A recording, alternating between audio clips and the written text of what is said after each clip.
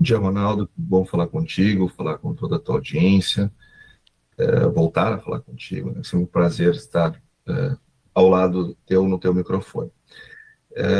Ronaldo, nós tratamos do assunto reforma tributária desde 2019, quando foi colocada no Congresso a PEC 45. Depois nós tivemos a PEC 110 no Senado, que no fim das contas se tornou um único instrumento, que foi essa proposta que foi aprovada recentemente, em que pese ainda tenhamos uma série de regras complementares que precisam ser escritas e definidas. Mas eu diria que a coluna vertebral do novo sistema tributário brasileiro está dado. E, de fato, nos preocupa demais esse quadro que você desenhou com muita exatidão. Apesar de toda essa discussão, de ser tão antiga essa discussão, de nós termos feito uma série de abordagens no próprio colegiado lá da Farsul, nossos sindicatos rurais, a gente discutiu isso exaustivamente. Levamos para todos os produtores que se interessaram sobre o tema, mas nós somos, no Brasil, nós temos um costume que precisamos vencê-lo. Dentre tantas coisas culturais que nós temos que vencer, uma delas é parar de deixar as coisas para a última hora. E é um sistema novo, é um sistema que não é mais complexo, ele é mais simples, porém, como nós não podemos abandonar simplesmente ICMS, ISS, IPI, PiscoFins, de uma hora para outra, no estalar de dedos, vai haver um tempo de transição entre 2026 e 2033, onde os dois sistemas vão coexistir. E aqui é que as coisas ficam um pouco mais complexas. Quando lá em 1994 se dizia que ia se fazer uma moeda, que ia ser muito mais simples, que ia ser estável, que ia ser isso, que ia ser aquilo, que ia ser o real, e para isso se criou uma ORV no meio do caminho, também as pessoas elas achavam tudo muito complexo.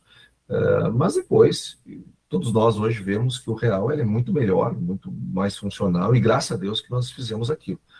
A reforma tributária, ela não é deste governo nem do governo passado. Ela é uma conquista da sociedade, ela é uma evolução, e nós temos que ver ela como uma coisa boa. Mas toda mudança, ela gera desconforto e adaptações. E justamente por conta disso, nós estamos fazendo um seminário que vai acontecer lá na Farsul, onde nós vamos ouvir o Dr. Anderson Cardoso, que é um advogado tributarista, um homem bastante acostumado, participou muito da questão da reforma tributária, colaborou com o texto, enfim. Nós vamos ter o Sandro Elias, que ele é lá da Safras e Cifras, que é uma empresa que é muito grande do nosso estado, lá do Siloter, que presta um serviço de contabilidade para milhares de produtores do Brasil afora. Então, é uma pessoa que tem condições plenas de trazer o que está acontecendo nas mudanças da reforma ao dia a dia do produtor. Nós vamos trazer também o Hugo Monteiro Cardoso, que ele é um contador especialista neste assunto, uma pessoa que inclusive já prefaciei um livro dele, ele é autor de vários livros, ele é um homem de um enorme conhecimento, de uma capacidade muito grande de transformar aquilo que é complexo em exemplos práticos para o produtor rural da vida dele. Então, alguém que a gente quer ouvir muito, além de nós vamos ouvir o Renato Conchon, que foi o nosso representante da CNA, que operou durante todo esse período a discussão da reforma tributária, e depois faremos um debate com a presença da secretária da Fazenda, a secretária Priscila Santana. A Secretaria da Fazenda também teve um papel muito grande nessa reforma, e o objetivo do dia 29, portanto, Ronaldo, é levar para o produtor rural e para a comunidade de contadores e contabilistas do Estado que servem os produtores rurais, que têm produtores rurais como clientes, uma visão clara do como que vai funcionar, porque nós estamos num período de carência de 90 dias, e depois, agora é só demonstrativo, daqui 90 dias não, 90 dias a contar pelo dia útil de janeiro. Aí as coisas entram valendo. Então, e nós queremos diminuir a quantidade de erros, a quantidade de retrabalhos e assim por diante. Então, este é o objetivo, é mostrar para as pessoas como vai, o que vai mudar na vida delas, em termos da reforma em si. Então, é um momento muito importante, ele vai ser transmitido pelo YouTube. Nós estamos solicitando aos nossos presidentes de sindicatos que abram as suas sedes nesse dia para receber produtores, para receber escritórios de contabilidade, ou repassem o link da transmissão. Estamos contando também muito com a colaboração da imprensa, tua, te agradeço muito, Ronaldo, a oportunidade de falar para os seus ouvintes, para que a gente esteja no dia 29, entre 8h30 e meio-dia. É um tempo suficiente de sabermos exatamente o que aconteceu, o que está acontecendo, o que vai acontecer, os impactos na nossa vida. Antônio, pode ter certeza que nós vamos divulgar mais próximo também da data, mantendo essa ideia de prestação de serviço aqui da Rádio Vale. Me permite, se me permitires, eu gostaria de nós irmos para um assunto um pouquinho mais abrangente, que envolve o nosso agro, a questão se nós evoluímos alguma coisa nas dificuldades financeiras, econômicas do nosso agro, se há alguma novidade nessa área e como é que está a repercussão no agro, se é que já temos alguma ideia disso, das medidas, por exemplo, dessa última medida dos Estados Unidos, que vai taxar quem exportar para o Irã, né? Ou seja, estou criando uma instabilidade permanente no agro mundial e, obviamente, nós, como grandes produtores rurais, o brasileiro sofrendo essas dificuldades. O que dá para falar sobre esse espectro que nós estamos vivendo hoje, economista Antônio da Luz? Bom, sem dúvida, nós fomos sacudidos por essa notícia que saiu ontem no final da tarde, aonde o presidente dos Estados Unidos decidiu sobretaxar, ou seja, taxar além do que está taxando, países que exportam para o Irã. Então, só que o Brasil ele tem 0,8% das suas exportações para o Irã. Pouco. Agora, nós passamos a ter 100% das nossas exportações para os Estados Unidos taxadas. E aqui são aquelas coisas que, quando nós estamos lidando com pessoas complicadas, isso termina acontecendo. De um lado, vamos primeiro falar, antes de criticar o posicionamento do presidente americano, vamos olhar para o nosso próprio quintal, né? O Brasil tem feito movimentos muito, muito ruins. As aproximações que o Brasil tem experimentado, elas não são nada convenientes. O Brasil tem se aproximado do Irã.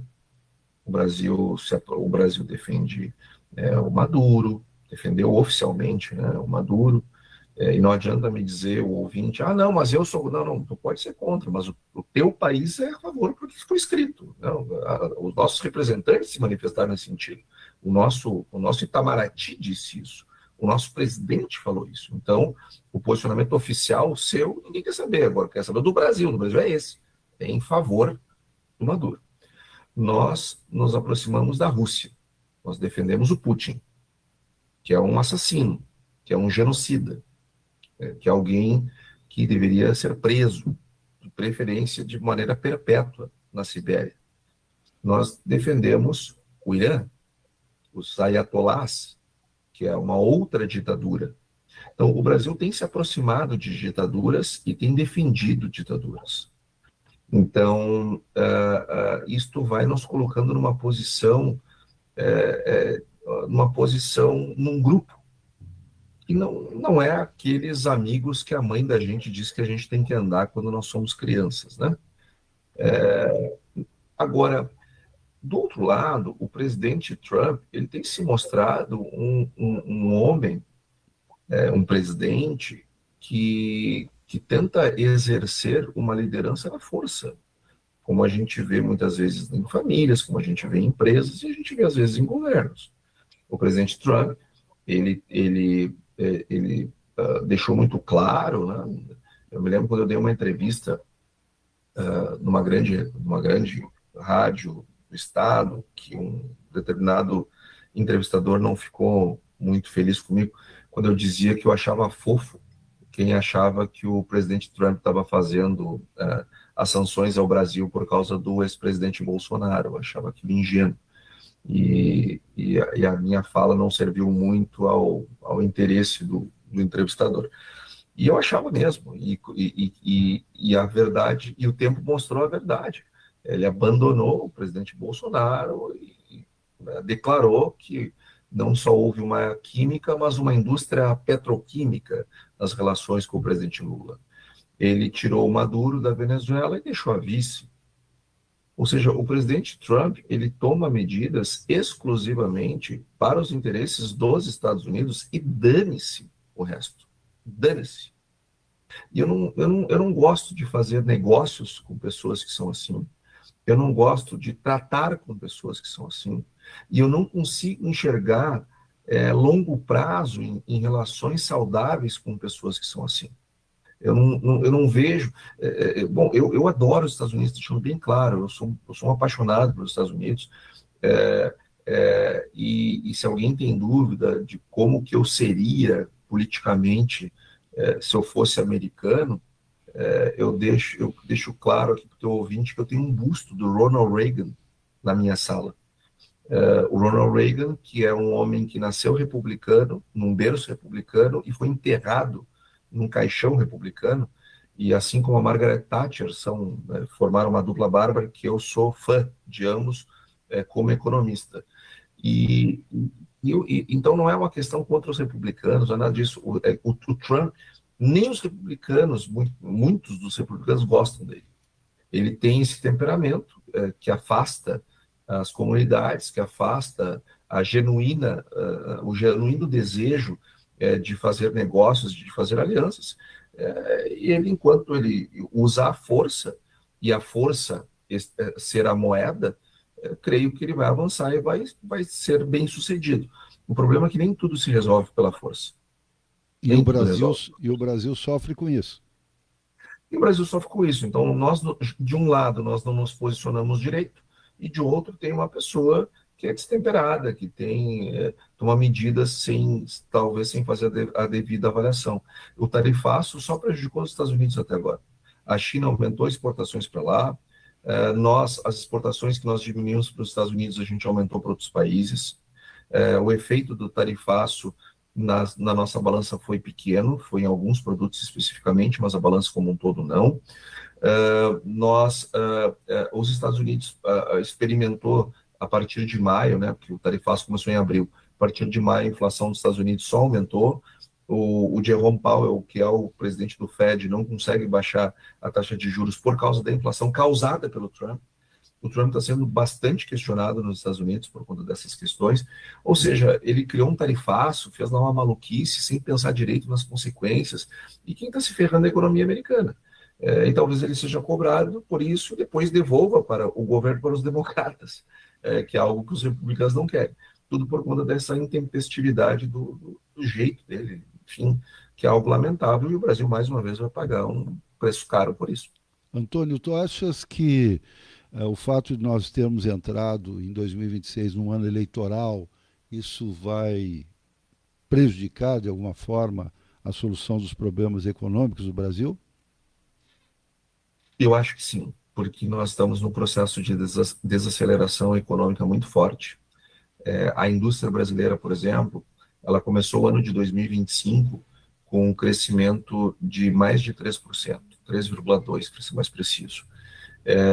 E nós não encerramos o ano ainda, porque o último dado que nós temos é de novembro, que saiu na semana passada, o nosso crescimento estava 0,7%. Nós vamos terminar o ano com algo 0,5%. E estamos enxergando uma indústria entrando no terreno negativo. agora no primeiro trimestre do ano.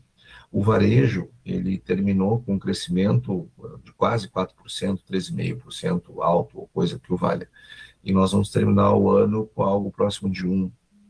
Então, a economia brasileira está num franco processo de desaceleração.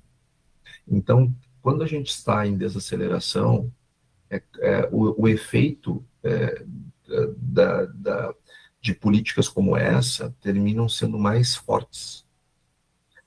Um corpo debilitado, quando toma um remédio cujos efeitos colaterais são mais fortes, um corpo debilitado tende a sentir mais do que um corpo sadio, um corpo em plena forma.